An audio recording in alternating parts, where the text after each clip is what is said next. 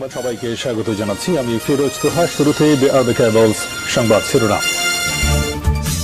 বাংলাদেশের সর্বশেষ গুরুত্বপূর্ণ আপডেট সংবাদে আপনাকে স্বাগত। শুরুতেই সংবাদ শিরোনাম, পরে বিস্তারিত। শুরুতেই জানিয়ে দিব, আলহামদুলিল্লাহ কমছে নদীর পানি, ধীরে ধীরে উন্নতি হচ্ছে বন্যা পরিস্থিতির। দেশের উত্তর পূর্বাঞ্চল এবং দক্ষিণ পূর্বাঞ্চলে নদীগুলোর পানি ধীরে ধীরে কমতে শুরু করেছে। গত ২৪ ঘন্টায় বাংলাদেশের পূর্বাঞ্চল এবং ভারতের ত্রিপুরা রাজ্যে ভারী বৃষ্টিপাত হয়নি। আগামী ২৪ ঘন্টায়ও ভারী বৃষ্টিপাতের আভাস নেই, ফলে দেশের বন্যা পরিস্থিতির উন্নতি হবে বলে আশা করা হচ্ছে। আজ দুপুরে বন্যা পূর্বাভাস এবং সতর্কীকরণ কেন্দ্রের নির্বাহী প্রকৌশলী সর্দার উদয় রায়হান এসব তথ্য জানিয়েছে। এরপর জানিয়ে দিব, বন্যায় ক্ষতিগ্রস্তদের সহায়তায় একদিনের বেতন দিল বাংলাদেশ সেনাবাহিনী। সেনাবাহিনীর সব পদবীর সেনা সদস্যদের একদিনের বেতনের সমপরিমাণ অর্থ বন্যার্তদের সহযোগিতায় প্রধান উপদেষ্টার ত্রাণ তহবিলে প্রদান করা হয়েছে।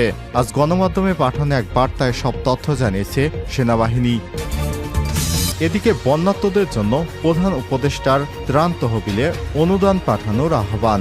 বন্যা দুর্গত মানুষের পাশে দাঁড়াতে প্রধান উপদেষ্টার ত্রাণ এবং কল্যাণ তহবিল অনুদান প্রদানের আহ্বান জানিয়েছে সরকার। শুক্রবার প্রধান উপদেষ্টার উপপেশ সচিব অপূর্ব জাহাঙ্গীর বাসুসকে বলেন, অনেকে বন্যার্তদের পাশে দাঁড়ানোর আগ্রহ দেখাচ্ছেন। সরকার তাদের এই মহতি আগ্রহকে স্বাগত জানায়। এবারে জানাবো, ওয়ার্কার্স পার্টির সভাপতি রাশেদ খান মেননের ৫ দিনের রিমান্ড মঞ্জুর। এদিকে ব্যারিস্টার সুমনের বিরুদ্ধে হত্যা মামলা। হবিগঞ্জে ৪ আসনের সাবেক সংসদ সদস্য ব্যারিস্টার সাইদুল হক সুমনের বিরুদ্ধে হত্যা মামলা দায়ের করা হয়েছে। গার্মেন্টস কর্মী মোহাম্মদ রুবেল হত্যার ঘটনায় রাজধানীর মোহাম্মদপুরের আদাবর থানায় মামলাটি দায়ের করা হয়েছে।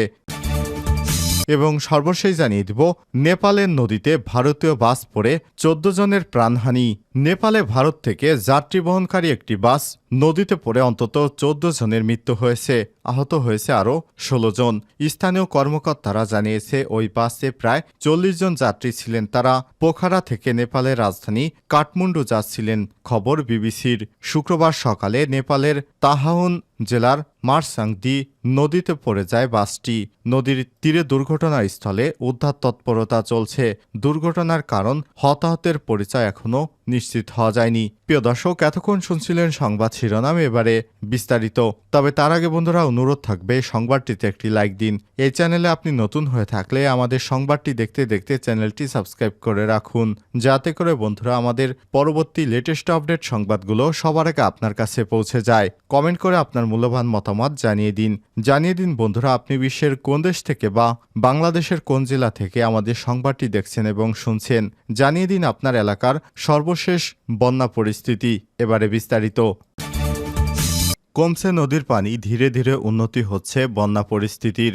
দেশের উত্তর পূর্বাঞ্চলে, পূর্ব এবং দক্ষিণ পূর্বাঞ্চলে নদীগুলোর পানি ধীরে ধীরে কমতে শুরু করেছে।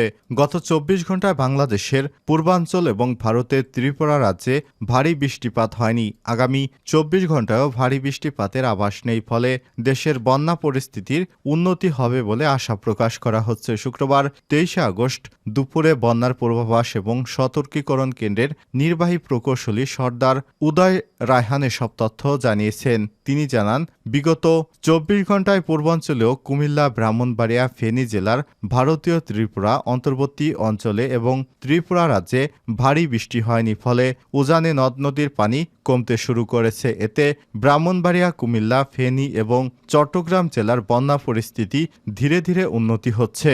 বন্যা পূর্বাভাস এবং সতর্কীকরণ কেন্দ্রের পূর্বাভাস অনুযায়ী আগামী ২৪ ঘন্টায়ও দেশের উত্তর পূর্বাঞ্চল এবং পূর্বাঞ্চল, দক্ষিণ পূর্বাঞ্চল এবং তৎসংলগ্ন এলাকায় ভারী বৃষ্টিপাতের আভাস নেই, ফলে দেশের বন্যা পরিস্থিতি উন্নতি হবে বলে আশা প্রকাশ করা হচ্ছে। মৌলভীবাজার এবং হবিগঞ্জ জেলার মনুধলাই এবং খোয়াই নদীর পার্শ্ববর্তী নিম্নাঞ্চলে বন্যা পরিস্থিতি উন্নতি হতে পারে।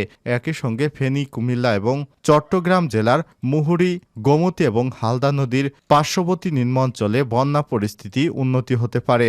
চট্টগ্রামের ফটিকছড়িতে আজ সকাল থেকে হালদা নদীর পানি কমতে শুরু করেছে।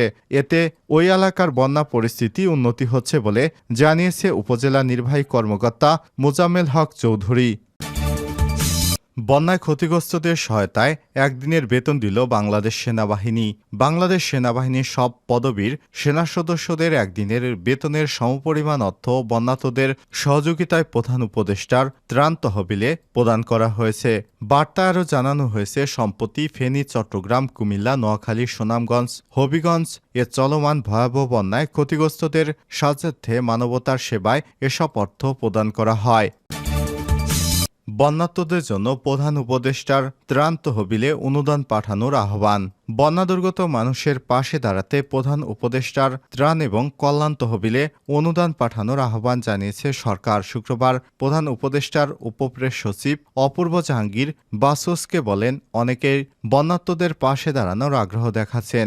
সরকার তাদের এই মহতী আগ্রহকে স্বাগত জানায়। এ সময় তিনি জানান, আগ্রহী ব্যক্তিরা প্রধান উপদেষ্টার ত্রাণ এবং কল্যাণ তহবিলে সোনালী ব্যাংকের মাধ্যমে অনুদান দিতে পারেন।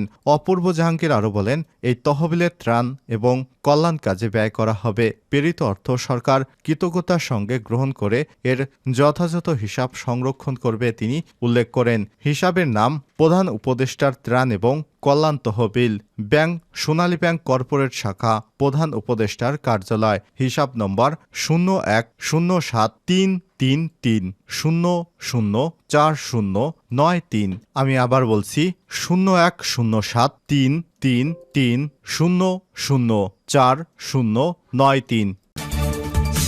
মেননের 5 দিনের রিমান্ড। রাজধানী নিউ মার্কেটের ব্যবসায়ী আব্দুল ওয়াদুদ হত্যা মামলায় গ্রেপ্তার ওয়ার্কার্স পার্টির সভাপতি এবং সাবেক মন্ত্রী রাশেদ খান মেনন এবং আরিফ আহমেদের 5 দিনের রিমান্ড মঞ্জুর করেছে আদালত। শুক্রবার 23 আগস্ট ঢাকার মেট্রোপলিটন ম্যাজিস্ট্রেট মোহাম্মদ আলী হায়দারের আদালত রিমান্ডের আদেশ দেয়। এর আগে নিউ মার্কেট থানা পুলিশ মেননের 10 দিনের রিমান্ড চেয়ে আবেদন করে। সরকার পতনের পর শেখ হাসিনা সহ সাবেক মন্ত্রী, প্রতিমন্ত্রী এবং আওয়ামী লীগের নেতাকর্মীদের নামে বেশ কয়েকটি হত্যা মামলা করা হয়েছে।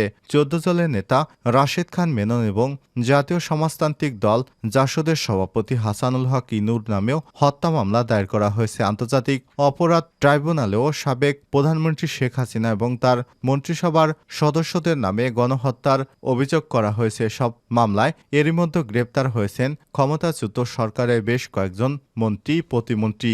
এর মধ্যে রয়েছে আওয়ামী লীগের যুগ্ম সাধারণ সম্পাদক এবং সাবেক সমাজকল্যাণ মন্ত্রী দীপু মনি, সাবেক আইনমন্ত্রী আনিসুল হক, সাবেক প্রধানমন্ত্রীর উপদেষ্টা সালমান এফ রহমান, সাবেক ডেপুটি স্পিকার শামসুল হক টুকু এবং সাবেক প্রতিমন্ত্রী জুনায়েদ আহমেদ পলক এবং সাবেক উপমন্ত্রী আরিফ খান জয়।